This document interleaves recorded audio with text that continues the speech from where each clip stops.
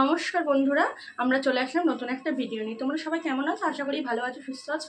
আমরাও ভালো আছি। চলো আজকে একটা নতুন রেসিপি ভিডিও নিয়ে চলে এসেছি। তো খুব সিম্পল রেসিপি। চলো কি রেসিপি, চলো তোমাদেরকে দেখো। এই দেখো, আজকে বানাবো নিরামিষ সোয়াবিনের তরকারি। খুব সিম্পল, জানি সবাই পারো, তাও আমি যেভাবে করি সেটা তোমাদের সাথে শেয়ার করলাম। আমি এখানে একটা পেস্ট তৈরি করে রেখেছি। জিরা, আদা, শুকনো লঙ্কা, কাঁচা লঙ্কা আর গোটা গরম মশলা বেটে নিয়েছি একসাথে। এখানে তো আলু কেটে নিয়েছি। এখানে সোয়াবিনগুলো আমি বয়েল করে নিয়েছি। আর এখানে ফোড়নে দেওয়ার জন্যে জিরে, তারপর তেজপাতা, শুকনো লঙ্কা আর একটা টমেটো নিয়ে নিয়েছি। চলো কীভাবে করে দেখাই তোমাদের। কড়াইয়ে তেল দিয়ে দিচ্ছি। এখন আলুটা ভেজে নেব। এই দেখো বন্ধুরা, আমার তেলটা গরম হয়ে গেছে। এখন আমি আলুগুলো ভেজে নেব।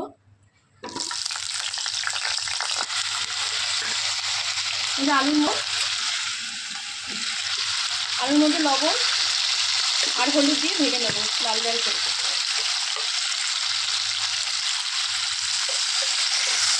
দিয়ে ভালো করে নাড়াচাড়া করে ঢেকে দেবো।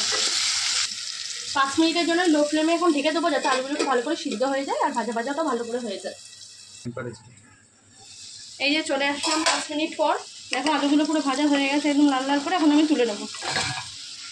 এখন আমি এই সোয়াবিনগুলো যেগুলো বয়েল করে রেখেছি সেগুলো একটু হালকা কড়াইয়ের মধ্যে তেলে নেবো, মানে ভেজে নেবো একটুখানি।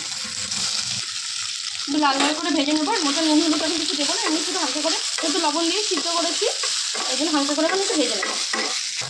এই দেখো সোয়াবিনগুলো আমি হালকা, বেশি ভাজিনি, হালকা ভেজে নিয়েছি। ভাজলে কাঁচা গন্ধটা থাকে না, এই জন্য হালকা একটু ভেজে নিয়েছি। এবার এর মধ্যে রেখে দেবো একসাথে। তেলটা গরম হয়ে গেছে। ওই একই তেলের মধ্যে তেজপাতা, শুকনো লঙ্কা আর জিরা দিয়ে দেবো ফোড়নে, দিয়ে হালকা নাড়াচাড়া করবো। এবার আমি কড়াইয়ের মধ্যে এই বেটে রাখা পেস্টটা দিয়ে দিলাম।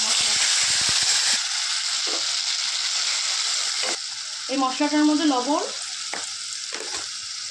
হলুদ, লঙ্কার গুঁড়ো দিয়ে নেবো। নাড়াচাড়া করবো। দিয়ে টমেটোটা দিয়ে নেবো।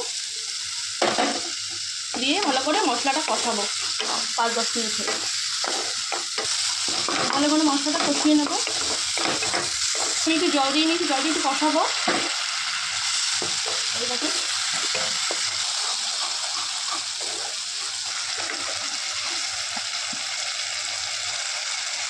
এই দেখো মশলাটা তুমি হালকা কষিয়ে নিলাম। এবার এর মধ্যে সোয়াবিন আলু যেটা ভেজে রেখেছিলাম সেটা এর মধ্যে দিয়ে নিলাম। দিয়ে সোয়াবিন আলুটা দিয়ে আবার কষাবো।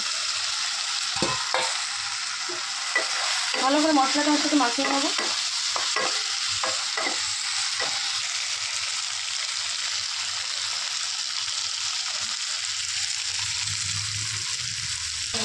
এই যে হালকা একটু জল দিয়ে দেবো, দিয়ে হালকা একটু কষাবো আবার।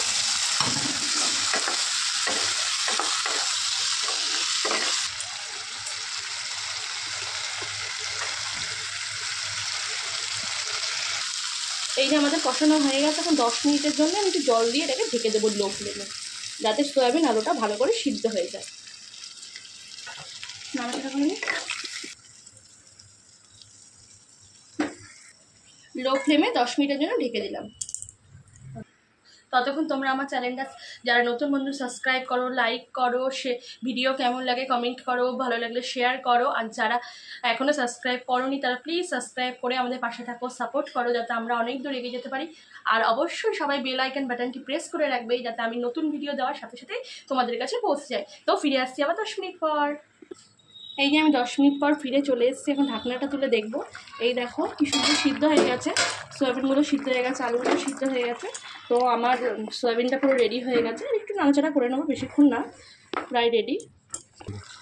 এখন আমি এর মধ্যে হালকা মিষ্টি আর ঘি আর গরম মশলা দিয়ে এটাকে নামিয়ে নেব। এই যে একটু গরম মশলা দিয়ে নিচ্ছি।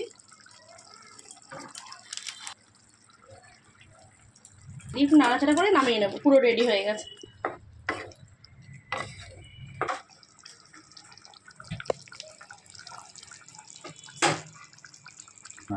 এই যে বন্ধুরা নামিয়ে নিচ্ছি এখন।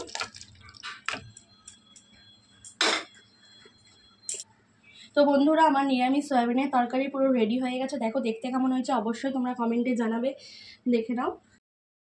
তো আজকের ভিডিওটা এইটুকুই, তোমাদের তো দেখালাম কীভাবে আমি বানালাম নিরামিষ সয়াবিন। তো তোমরা কেমন হয়েছে দেখতে অবশ্যই কমেন্টে জানাবে। তো আজকের ভিডিও এইটুকুই, দেখা হচ্ছে তোমাদের সাথে আবার নেক্সট নতুন কোনো রেসিপি ভিডিও নিয়ে। বাই।